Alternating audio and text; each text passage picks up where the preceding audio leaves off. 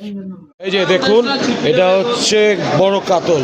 এখানটা খুব কম প্রাইসে, দেখছেন কিভাবে জিন্দা মাছ এখানটা সেল করা হয়।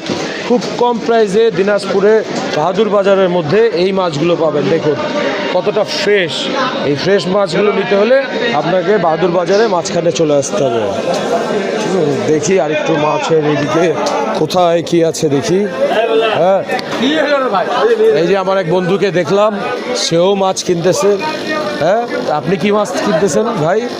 আমি নদীর খরকি মাছ। যাক, দেখছেন এখানে নদীর খড়কি কেনা হয় আমার পেজের জন্য আর কি।